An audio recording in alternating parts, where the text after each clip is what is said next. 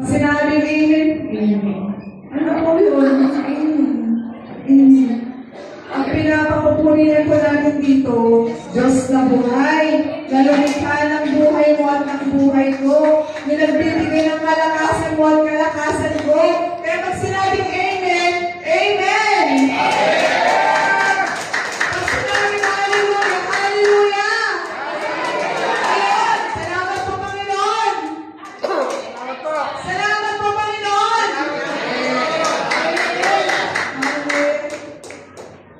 Kung totoo na pagpala tayo ng Panginoon sa ating pag-aawitan, mas lalo tayong pagpapalain ng banal na salita ng Panginoon.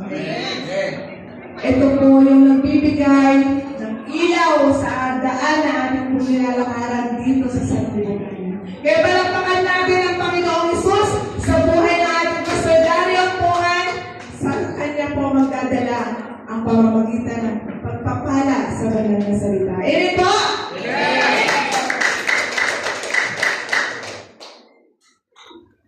Yan, salamat po sa Panginoon.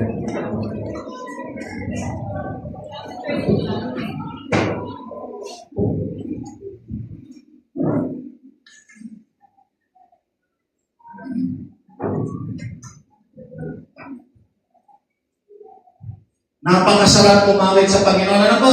Amen! Napaka-energetic. Natatandaan niyo ba yung tatlong sunod-sunod na awit? Ano po? Ngayon lang po muling nag-ano po na talagang yung ating physical na katawan at pati yung spiritual muling parang naandyan lang si Lord. Tingnan niyo po, no? Ang sabi po doon sa unang kanta, ibuhos ang pagpapala. Sino bang ayaw nun? Amen! Ang pangalawang kanta po dito, iba ka na. Bless ka na. Kaya lang, may kasunod po yun. Umayos ka. Diba? Pero umayos. Dahil Kristiyano tayo, kailangan natin magpag-ayos. Kasi nasa atin si Kristo, bitbit natin ang kanyang liwanag. Amen. At sabi ng ikatlo, ang lahat ay magsasaya. Bakit? Dahil sa kanyang dakilang biyaya sa atin. Napansin nyo? First Sunday ngayon, Christmas na, malapit na. Unti-unti nararamdaman natin po. Christmas is coming. Totoo po yun. Ilang linggo na lang, Pasko na naman. Mga kapatid, ano man ang kalagayan natin sa buhay, yung mga kanta pa lang, masaya na, napaka-energetic natin, napapaindak talaga. Hindi ba yung mga ganon? Ano man ang kalagayan natin, hindi man ganon kasagana ang buhay natin. Tandaan natin ito mga kapatid. Yung pagmamahal at kabutihan pala ni Lord, sapat na sa atin. Amen! Amen! Napakasarap talaga. Ngayong umaga po, dahil malapit na naman ang Pasko, dahil bare month ngayon, December, walang December, ang ating pong topic ngayon ay naandyan. Tingnan niyo po, no? Hindi kayo po yung tema natin. The Lord is coming. Joy to the world, the Lord is come. Hindi is come, ha? Come. Ano po? Hindi is come. So, yan pa lang sa awitin po na yan, nang pakinggan. Kung titignan po natin, ang sabi po dyan, joy to the world. Magalak, po? Kasi dumating ang Panginoon. Ang ating pong text, pakita mo nga, kapatid, yung text. Ang text po, ayan, ang ating text, nasa Luke chapter 2, verse 10 hanggang 11. Pero kung babasahin ko po yan, hanggang 11, umpisa po sa 8. Sige po, dito po, sabi na, kung sino may Bible, basahin po natin. Sabi na sa verse 8, doon ay may pastor na nasa parang at nagbabantay ng kanilang mga tupa ng gabing iyon. Tandaan po natin, pakinggan natin, ng gabing iyon. Pero sa atin dito sa Pilipinas, kapag tayo nagpastor sa umaga, hindi sa gabi. Kasi madilim. Magtataka po tayo. Ang sabi pa dyan, at tumayo sa harapan nila ang isang anghel ng Panginoon at nagliwanag sa kapaligiran nila ang kaluwalhatian ng Panginoon. Ganun na lamang ang kanilang pagkatakot. Ang anghel ng Panginoon nagpakita. Ano po? Sabi pa dyan sa verse 10, ngunit sinabi sa kanila ng anghel, huwag kayong matakot, ako'y may dalang magandang balita para sa inyo, na nagdudulot ng malaking kagalakan sa lahat ng tao. Sinilang sa inyo ngayon, sa bayan ni David ang tagapagligtas, ang Kristong Panginoon. Tingnan niyo po, no? Tuwing Pasko, napapakinggan po natin ang mensahe na yan. Ano ang pinangako ng Diyos? Ano ba talaga ang totoong diwa ng Pasko? Bakit tayo lahat ng tao sa mundo, kung hindi man naniniwala kay Kristo, yung mga Kristiyani, yung paniniwalang Kristiyano, ay nagsiselebrate po ng Christmas. Pero meron po mga Kristiyano siguro ay hindi Kristiyano na naniniwala sila sa Christmas. Nagsiselebrate sila. Meron po ganon? Nagkikiselebrate sila pero hindi nila kinikilala si Jesus. Pero ano ang totoong kahulugan ng Pasko? Yung pagdating ng Misayas. Kasi tayo lagi na pamilya sa atin, no? Yung parang napaka-ikunin na nga yan, yung kanta na yun, parang pamilya, napakasimpleng awitin na po. So, ano ba ang tunay na layunin bakit dumating ang Misayas? Magbigay po ako sa inyo ng ilang background, pero bago yun, sadali po tayo pamayo at tayo po ay manalangin. Sige po mga kapatid, dakilang Diyos aming Ama sa langit, salamat po Panginoon sa araw na ito, sapagkat muli Panginoon, nire-remind po kami na kung ano Panginoon ang kahalagahan Panginoon ng pagbigay mo kung paano pinadala ang iyong buktong na anak sa mundo, kung ano ang totoong layunin nito, at kung bakit kami may Christmas, may Pasko, at kung bakit namin sineselebrate ang pagdating ng aming Panginoon. Salamat na po, Panginoon, at nawa sa araw na ito, Panginoon, maging sa magsusunod pa, Panginoon, Ikaw ang palaging mataas sa aming buhay. Ikaw ang makilala. Salamat. Ito po ang aming dalangin sa pangalan ni Jesus. Amen. Sige po, makakapunan po tayo. May magbibigay lang po ako ng kunting background ng ilang background po kung bakit bago po nangyari yan, talaga po sa Biblia po yung mga propesya ng mga propeta. Sabi po doon, siguro pamilya sa inyo na ano po, sa Mikas, sinabi po dyan, sa 5:2, sinabi ni Yahweh, ngunit ikaw, Bethlehem, Ephrata, bagamat pinakamaliit ka sa mga angkan ng Juda, ay magmumula sa iyong angkan, ang isang mamumuno sa Israel, ang bayat kanyang pinagmulan ay buhat pa noong unang panahon pa. Wala pa siyang pinagmulan yung darating. Napakalalim, pero binasa natin sa simpleng pakikinig lang, napakalalim po kasi nagbuhat siya sa noong unang pang panahon. At sabi pa sa Isaiah chapter 9 verse 6, pamilyar po ito sa inyo. Sapagkat isnila ng isang sanggol na lalaki para sa atin, ibinigay sa kanyang pamamahala at siya ay tatawagin kahanahang tagapayo, makapangyarihan Diyos, walang hanggang Ama, prinsipe ng kapayapaan. So, naisulat na po yan bago pa dumating si Kristo. Ano po? Sa Lumang Tipan, pamilyar na po sa atin kasi mas lagi na po yan na tatapik.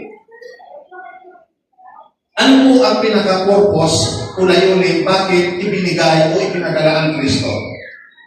Tingnan niyo po sa kunting background, magbibigay ko pa ng ilang background. Sa panahon na yun, kung titingnan natin sa chapter 2 na yan, verse 1, kapag binasa yan, sabi doon, panahon inutos ni Emperador Augusto na magkaroon ng census sa lahat ng nasasakupan. Inutos po, nagkaroon na po ng census. Pero ang census na po yun na yan, magpapahirap po yun sa kanila.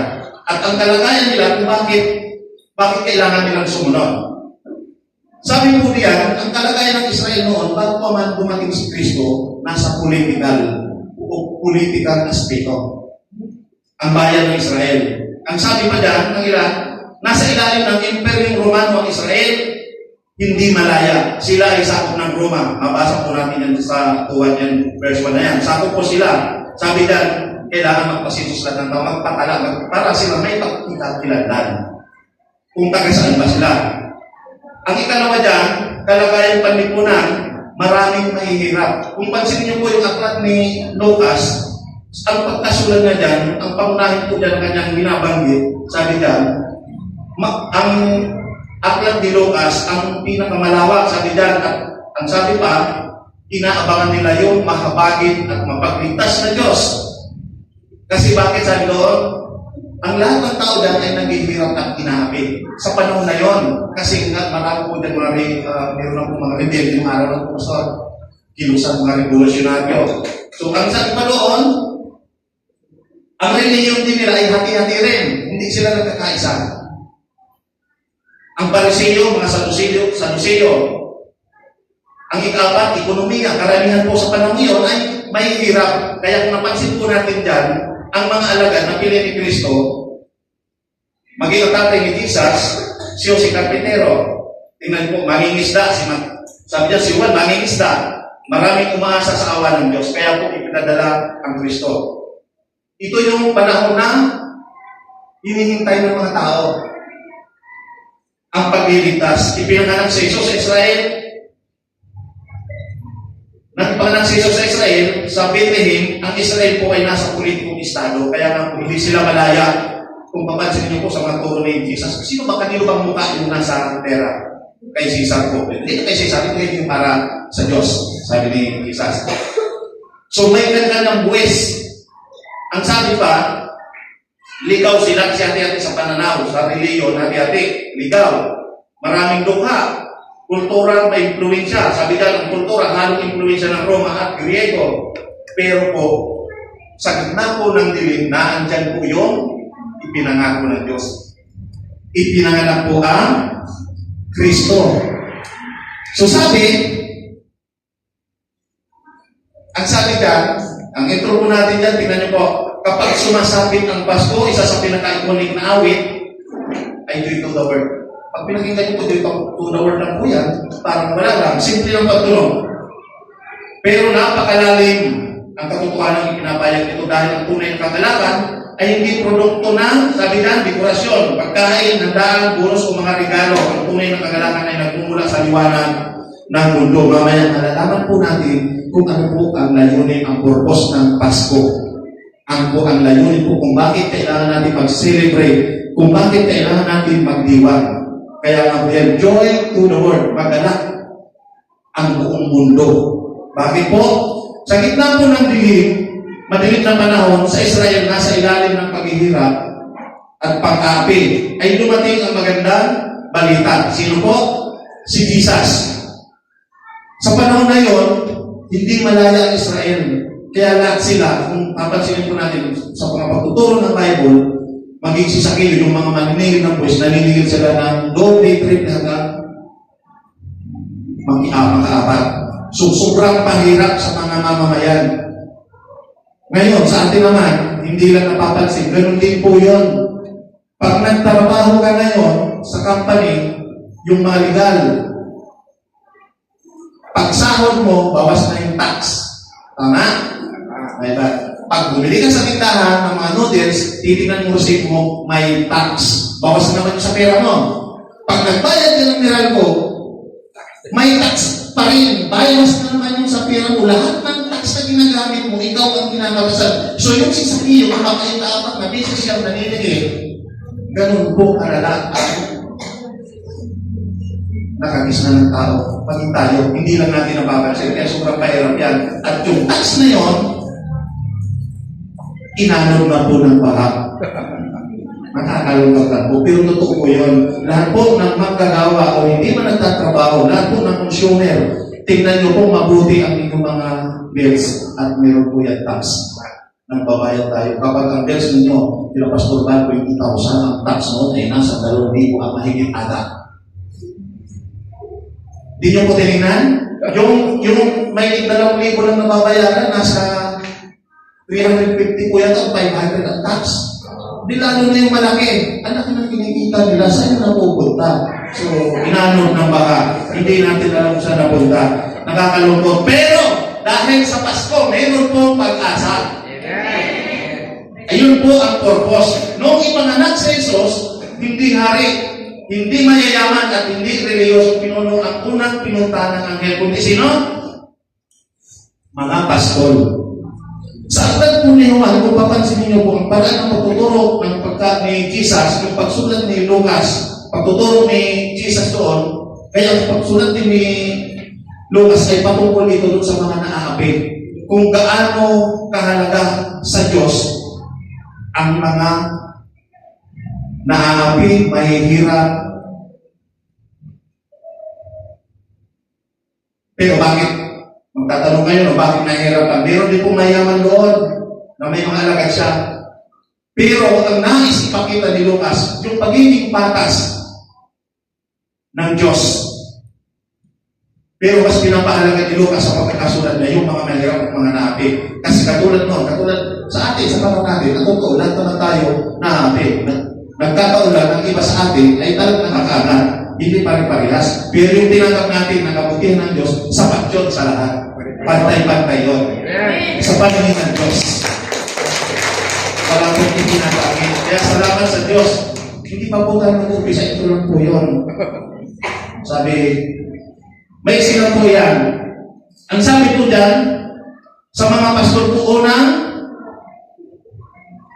nagpakita ng anghel. Mga taong mababa ang tingin ng lipunan. Ang unang nakarinig ng mabuting balita sa mga pastor. Ang sabi doon, do not be afraid. Sabi ng anghel. Sabi dyan, no? Do not be afraid. Sabi dyan, I bring good news that will cause great joy for all the people today in the town of David. May apat po dyan na makikita agad natin na points. Ano po? A Savior has been born to you. He has the Messiah, the Lord. Sabi po dyan sa Luke chapter 2 verse 10 hanggang 11. May apat po tayong napansin. Ang una po dyan, do not be afraid. Huwag daw matakot.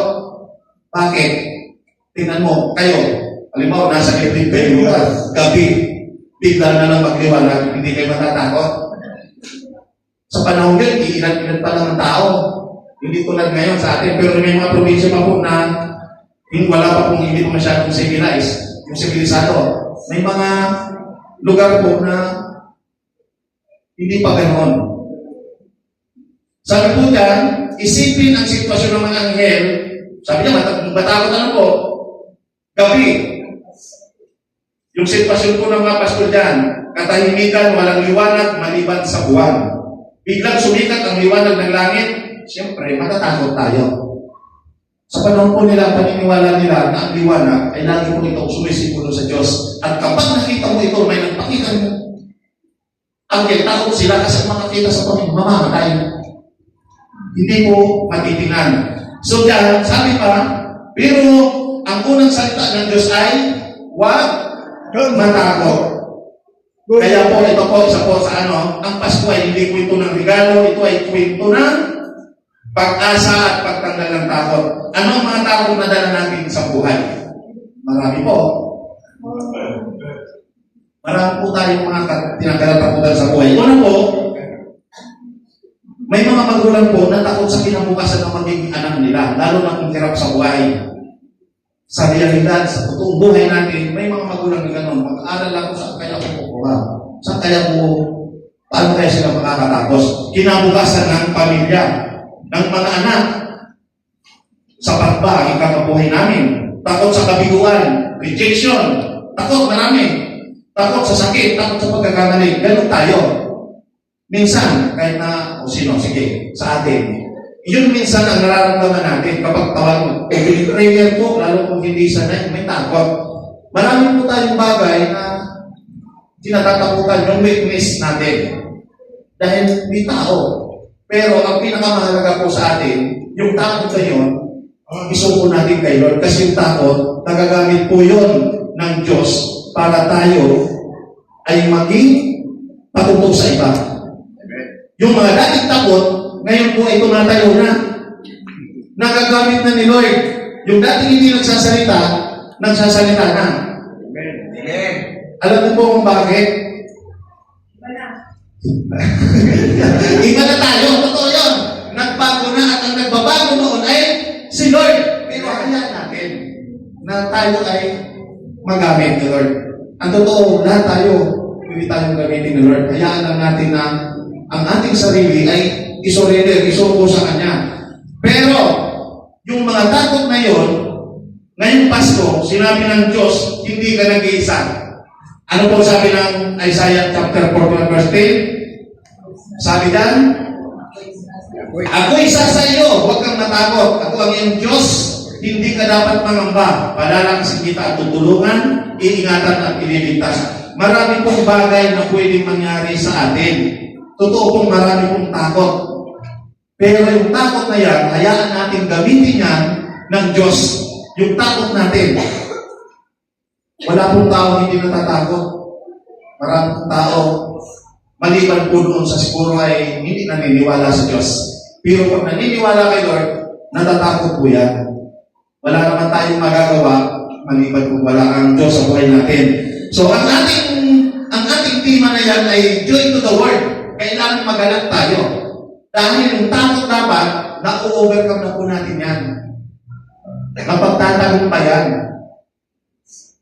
Siyempre, isa pang iniisip natin minsan, paano kaya mo tsukwin na? Diba? Gusto ba kayo? 500. 500 po! Pinagtatalunan po yan ngayon. Halagang 500. Marami lang ang naiinis. 500 pesos kasi naman po yun. Sabi nila. Opo, sabi nila. Yung nagsabi, sila hindi naman kumakain ng gano'n. So, hindi nila alam ang totoong kalagayan ng mga tao. Dapat pumunta sila. Kaya nga, isa sa pinangako ng Diyos, ang pagdating ng Kristo. Isa po yan sa pinangako. Good news. Ay, kalawa. Next mo kapatid. Para hindi tayo masyadong mahaba. Sige. Good news. Ang Pasko ay mabuting balita. Bakit yung Pasko? Sino ba ang dumating? Si Jesus. Si Jesus ay ang mabuting balita. Sabi dyan.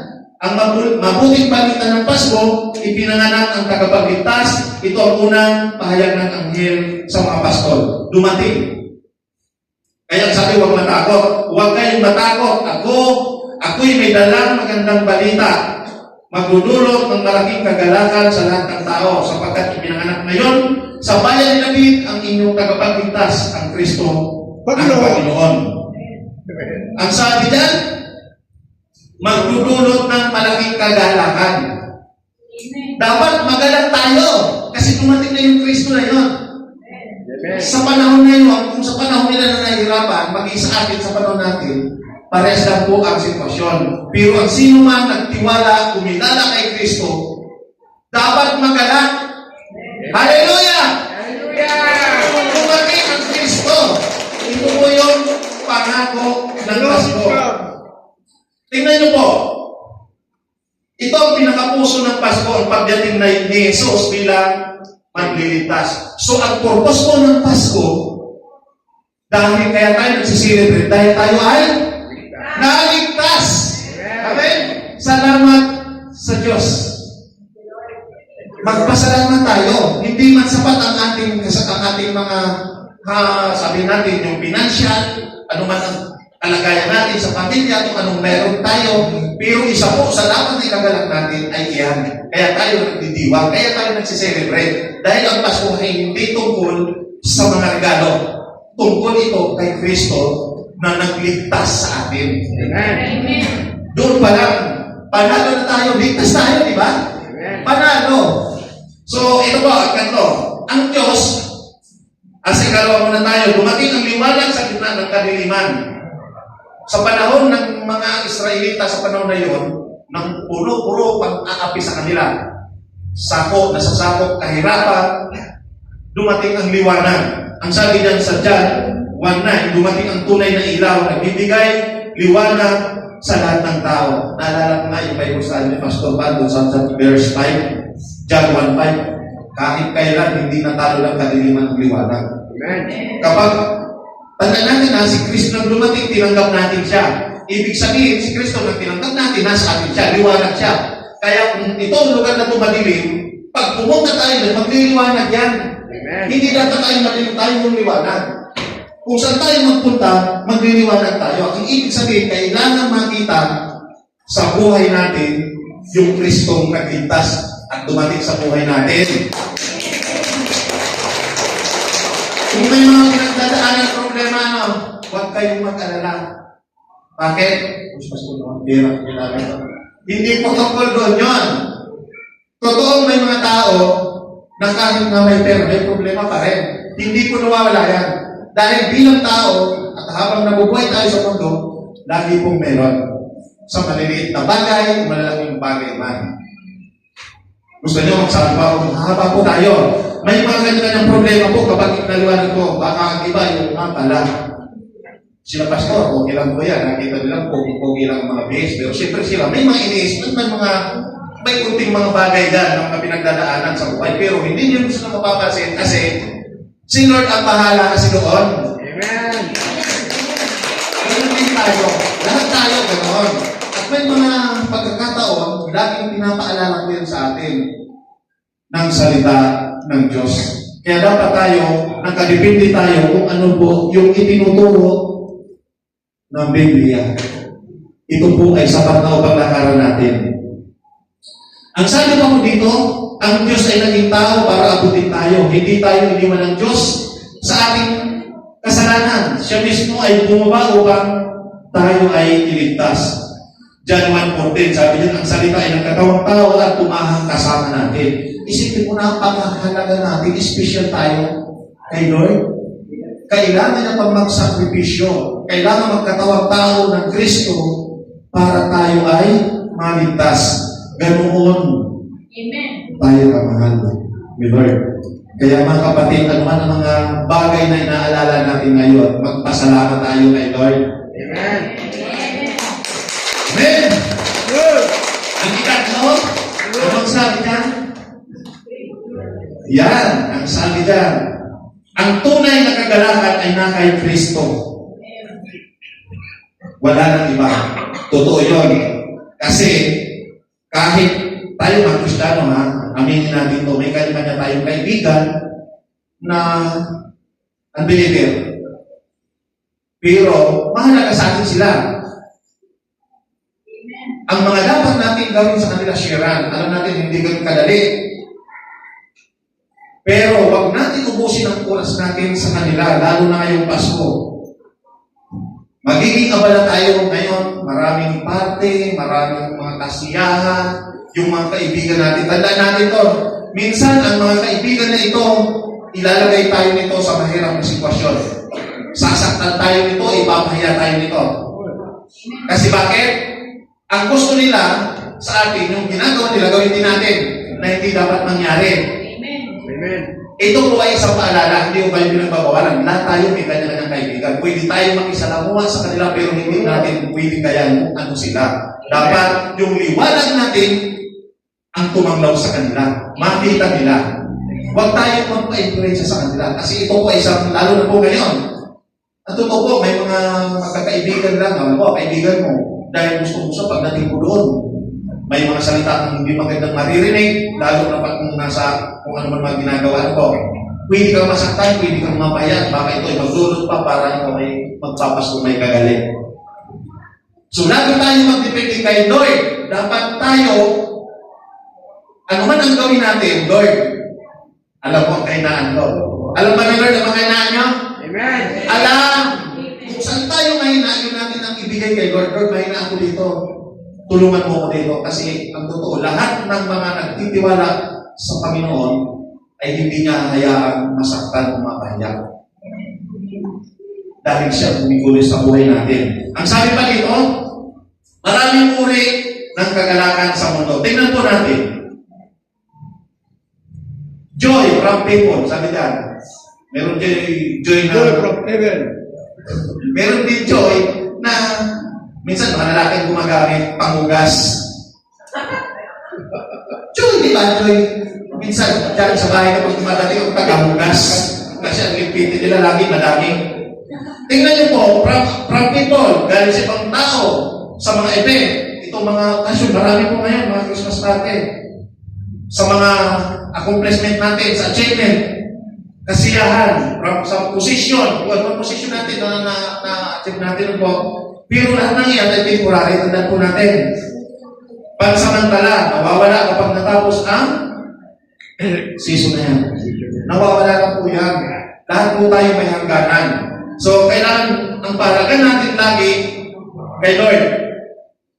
Kasi kapag ubos na ang pera, kapag nawala ang tao, kaibigan mo, kapag may dumating ang problema, ang kapalit ay lungkot. Pero sa pananatili mo kay Lord, kahit anong bagay ang mangyari, Lord, sa'yo naman to. At tandaan po natin, kaya nangyayari ang mga yan minsan sa buhay natin, kasi may purpose ang Diyos. Lagi po natin iisipin na yung mga nangyayari sa buhay natin ay hinahayaan ng Diyos para tayo rin ay tumatag. Tayo ay magtiwala sa Kanya. Sa halip naman lumaybay o manlungo. Ang sabi ng anghel mo, sabi dyan, great joy. Bakit ba great joy? Dahil si Jesus ang source ng kagalakan. Di ba si Jesus? Ang sabi pa, hindi ang sitwasyon o ang sitwasyon nagbabago. Si Jesus ay hindi nagbabago. Ano po? Hindi po yung sitwasyon ang nagbabago, kundi si Jesus kapag nasa buhay natin, kahit anong ginagawa natin, ano po, yung mga dating palabra, may mga kilala pa ako dating palabra, kasi ako po ay may hindi pa ako magsaway. Yung mga dating palabra, nagbabago unti-unti, nawawala na. Alam mo bakit? Yun po yung conviction ni Lord sa buhay natin. Unti-unti, kung ano yung mga nakaugalian natin, unti-unti nawawala. Bakit? Siyempre, may takot na tayo kay Lord. Alam niyo ulit, babalikan natin ang kanta kanina. Umayos ka. Masakit yun, kapatid. Natawa ako, pero nakakatawa, no? Natatawa tayo kasi ang sabi doon, yung mga dating nasingiro, hindi pa talaga, no? Yung dating mga chismosa, yung dating panaaway, lagi naman sa barangay. Ang sabi doon, umayos ka na. Umayos ka. Umayos ka. Tayo bilang tao, may mga kahinaan tayo po. Yung emosyon natin minsan, hindi natin kontrolado. Pero tanda natin, kapag tayo may takot kay Lord, kapag magagalit tayo, Lord, sorry po. Minsan napipigil mo, hindi ka na nagsasalita. Salit na magsalita, pinipigilan mo, Lord, sorry. Tuturuan mo ko na masigit na maunawaan ko ang bagay, bakit nangyayari ang mga ganito. Minsan may mga tao ganun po na minsan may mga naka-encounter pa ako ganyan. Pero kapag ipinag-pray mo sa uli ko, minsan meron sa ospital. Siyempre sa problema nila sa may sakit, walang pera, ganoon. Magpagdagugalit siya, sabi ko wala naman sa kapatid, ipag-pray kita. Umiyak siya. Yung galit na yun, ang palitan kasi pinag-pray ko siya, walang imposible, sabi ko kay Lord. Kahit wala ka ngayon, magtiwala ka kay Lord at magpuprovide ka. Hindi natin alam kung sino gagamitin, pero mag-pray tayo. Lapit natin kay Lord. Lahat po tayo, iba-iba man ang naranasan natin, pero nangyayari po yun sa buhay. Ang ikatlo dito, ang joy na ito ay nakaugat sa katotohanan, mahal ka ng Diyos. Mahal tayo ng Diyos. Joy is not an emotion. Joy is a person. Sino ang joy? Si Jesus. Hindi yung paghugas, Hindi paghugas. Si Jesus, siya ang pinagmumula ng lahat ng yan ng kagalakan. Bakit? Sabi ko ng Philippians 4, verse 4, rejoice in the Lord always. Hindi rejoice in blessing. Pero kung nakatanggap ka ng blessings, ng regalo lalo, masaya ka, tama? Sinong ayaw? O isa ko kasi natin, wala pa pong balita. Pero we pray na nawa, kasi ngayon po December yun. Ang sabi lang, rejoice in the Lord, hindi rejoice in blessing. Hindi rejoice in situation, kundi in the Lord. Sabi ng Philippians, magalak tayo sa Panginoon. Kasi ang Panginoon ay isang malaking biyaya na ibinigay at tumating sa atin. At tumating yung Pasko. Pero sa iba, baka magtanong, bakit hindi naman si Kristo ipinanganak ng Pasko ng December? Totoo po yun. Gabi po yun. Nagpapakain ng mga tupa sa sapsapan. At hindi nag-iinom sa panahon na yun. So, sa Bible po, ganun pa man ang kinagisnan ng mga tao, anong buwan man o anong araw man yan dumating si Kristo, kapag pinag-usapan ang pagsiselebrate ng kanyang pagdating, hindi na mahalaga sa atin kung anong buwan o anong araw yon. Ang mahalaga, nagpapasalamat tayo dahil dumating siya. Kasi ang totoo po, kung sabay sa Biblia, titingnan po natin, nasa pagitan po yan, ang walang eksakto ko, no, nasa pagitan po yan ng March or April. Ano po? Kasi gabi. nagpapakain. Sa lugar na yun, malamig kung hindi siya nag-yelo. Yung wala siyang yelo, di ibig sabihin summer. Kapag ganitong panahon, malamig po, nag-yelo ang mga lugar. Ang sabi pa dito, ikapat na tayo. Ang sabi dyan, a Savior has been born to you. Kanino? Para sa'yo. Sa bawat isa sa atin. Ipinanganak ang Kristo para sa bawat isa sa atin. Nang dumating siya ang layunin para tayo ay iligtas. Kaya kung titingnan po natin yan, ang kabuuan po ng sermon na yan, ng mensahe na yan, dumating si Kristo para tayo ay iligtas sa kasalanan, sa kasamaan ng mundo. Iyon ang pinakamagandang regalo ng Diyos. Palakpakan natin ang ating Panginoon. Yan po ang pinakamagandang regalo. Ang tawag ng anghel kay Jesus ay hindi po teacher, hindi miracle worker po, hindi guro o kundi Savior. Savior, hindi po. Ang sabi Panginoon po sa ating binasang verse, dumating na yun, sabi doon, sa inyong bayan. Ang Panginoon, ang tagapagligtas ng Panginoon, ang Kristo. Hindi po teacher o miracle, kundi yung magliligtas sa bawat isa sa atin. Bakit ito mahalaga? Ang pinakamalaking problema ng tao ay hindi po pera. Siyempre, yung iba, pera ang problema, bawal ang pambili po. Hindi po pera ang problema po. Kundi kasalanan. Kasalanan, kaya ang solusyon ng Diyos, ang problema po ay kasalanan, hindi pera. Kaya ang solusyon po, sabi niya, ng Diyos, hindi gold, kundi grace, biyaya. Yung biyaya na yung kapag tinanggap natin ang kasunod ng blessings, nababasa niyo pagpasok doon?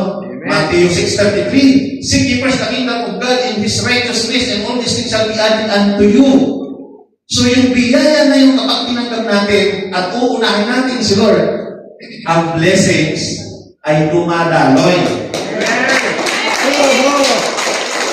Ang totoo kami, may mga panahon na ang buhay natin ay ups and down. Pero may mga panahon naman na hindi naman kasi puro ups and ups.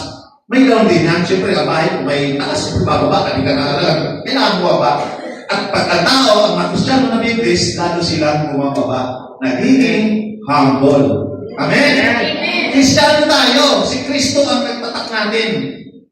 Ang nakikita sa atin si Kristo. Kaya pag lalo tayo nabiblis, lalo tayo nagiging humble. Ang sabi pa rito, ang pinakamalaking pangangailangan ng tao ay hindi regalo, kundi kapatawaran. Pinatawad tayo. Ang pinakamalaking kaaway ng tao, hindi ang kahirapan, kundi ang kamatayan. Ito po ang pinakamagandang regalo sa atin ng Pasko. Yung pagliligtas at iniligtas tayo sa kasalanan, maging sa kamatayan. Kasi ang lahat ng tao po ay papunta po yan sa impyerno. Bakit? Sabi ng Roma 3:23, kabisado na ni Pastor Jonathan yan. Sapagkat ang lahat ng tao ay nagkasala, walang sino man nakaabot sa kalwalhatian ng Diyos.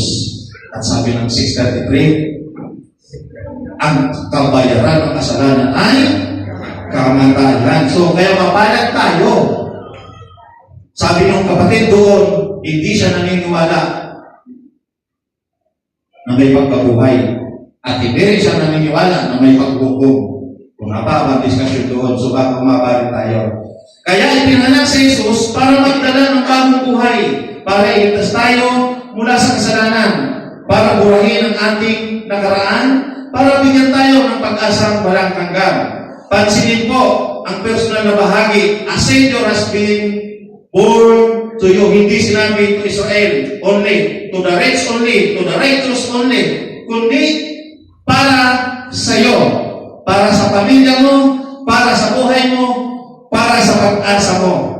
Yun po ang Pasko. Next, application tayo. Ang sabi po dyan, paano natin mararanasan ang tunay na kagalakan ng Pasko? Una po, tanggapin si Jesus bilang Panginoon at tagapagligtas.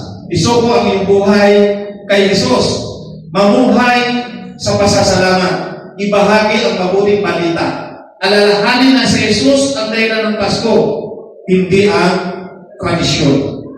Isa po yan sa dapat nating gawin. Lahat ba tayo ay gano'n na ang ginagawa o mayroon pang gagawin?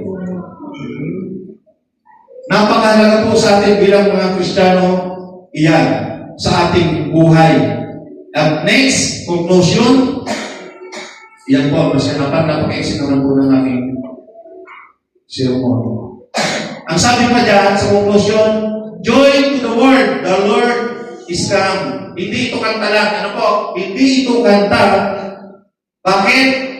Ito ay deklarasyon ng katotohanan. Ang sabi diyan, dumating si Jesus upang alisin ang ating takot. Dumating siya upang magdala ng mabuting balita. Yung mabuting balita na yun, yun ang pag-asa natin. Nabanggit natin kanina doon yung mga dapat natin natanggapin kay Kristo. Bakit huwag tayong matakot? Dahil mayroon ng pag-asa. Ano man ang kalagayan natin, nasa Kanya iyon. Kung paano yun mangyayari, nasa atin po kung paano tayo magtitiwala kay Lord. Sabi diyan, dumating sa Jesus upang alisin ang takot, dumating siya upang magdala ng mabuting balita. Dumating siya upang bigyan tayo ng kagalakan hindi kayang sirain ng mundo. Dumating siya upang tayo ay iligtas. Ito po ang tunay na kagalakan ng Pasko. Ito po ang totoong kagalakan sa mundo. Si Jesus, ayan po, si Kristo. Yan po tayo ng pagkakas. Alam niyo mga kapatid, ako iniisip ko rin yan, bakit sabi ko lagi ang Pasko, kapag magpapasko na, ang isang pamilya, kahit mga Kristiyano na po yung iba, Pasko na naman, ano kaya ang ulan namin? Saan kaya manggagaling? Ang totoo po, mga katanungan yan. Ngayon ko lang naisip, na yung palang Pasko na sineselebrate at yung pagdating na yan ni Kristo, ang purpose ng Pasko yan, na dapat natin hawakan at panghawakan at tanggapin na yan pa na ang regalo na kaya tayo dapat magsaya kahit anong kalagayan din sa buhay. Dahil ang purpose po niyan ay pagpapalaya sa atin saan? Sa kahirapan, sa kasalanan, sa kamatayan, sa ginagawa ng mundo. Sa mga iyon pa lamang, kahit ang kalagayan natin, magagawa natin magsaya dahil dumating si Kristo. To God be the glory.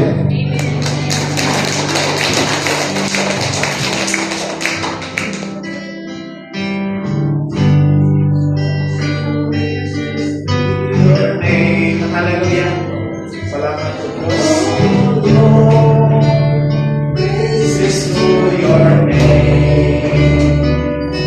Oh Lord, for your name is great and greatly to be praised.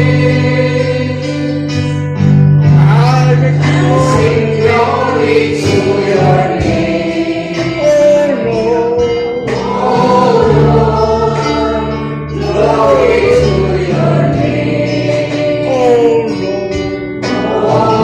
Lord, for your name is great and greatly to be praised. Hallelujah. Dakilang Ama, salamat Panginoon sa Pasko. Salamat Panginoon sa pag-ibig mo, sa pagmamahal mo, sa kabutihan mo. Dahil sa pagmamahal mo, ibinigay mo ang iyong bugtong na anak. Ito ang napakalaking regalo na tinanggap namin sa araw ng Pasko, Panginoon. Salamat Panginoon, ano man ang kalagayan namin ngayon, Panginoon. Nararapat naman na kami ay mag-celebrate sapagkat Ikaw, O Diyos, ang siyang magpupuno sa lahat ng kakulangan sa bawat buhay, sa bawat pamilya. Kaya ngayong Pasko, O Lord, ang bawat isa sa amin, tunay nga po na kami ay dapat ibahagi ka, ipakilala ka, Panginoon, sapagkat sa lahat ng mga pamilya, Panginoon, na nangangailangan, hindi lamang, Panginoon, sa material na bagay, masigit, Panginoon, ang kaligtasan. Salamat, O Diyos, sa umaga bawat isa sa amin ay patuloy mong gamitin. At patuloy mo, Panginoon, bigyan ng lakas ng loob, Panginoon, kung paano ka namin ibabahagi sa bawat isa. Salamat po, nawa na parangalan ka namin na dakila sa pangalan ng Panginoong Isus. Ang lahat magsabi na,